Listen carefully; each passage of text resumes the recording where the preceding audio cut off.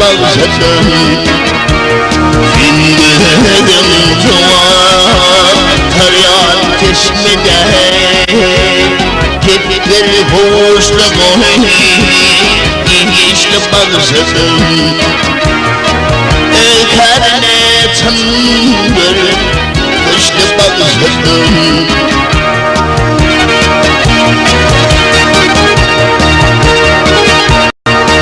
Uç gelinde Hacı Veli var bile Ödedim boşa palalarla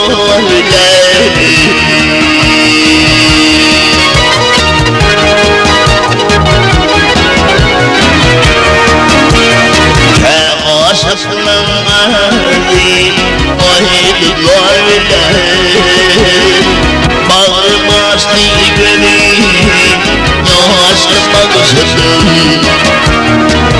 Köpüklerin tüyleri Yaşlı bağışladım.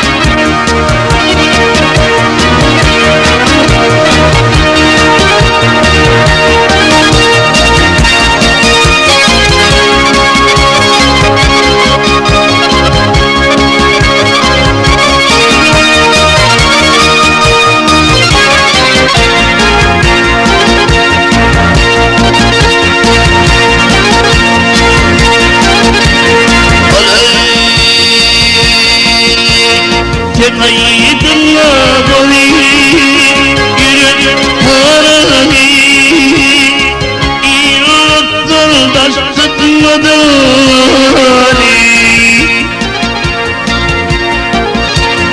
Fahmedin nebali Bevan marani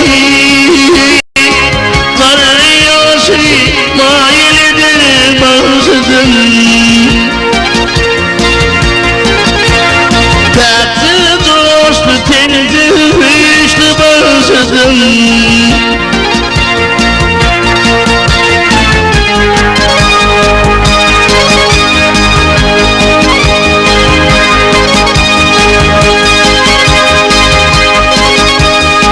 Ağlıyor uzaklarım şehdim Adi geçmez senin kimin erdeyim.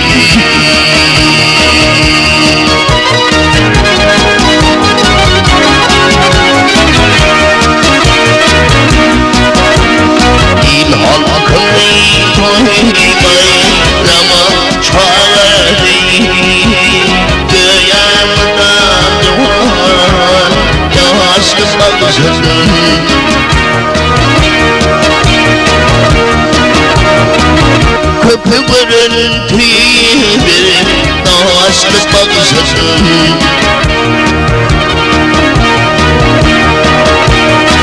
İl halkını bayrama çağırayım Ufaklıkla Teşle bağışladım. Tek dost içindir Güçle bağışladım.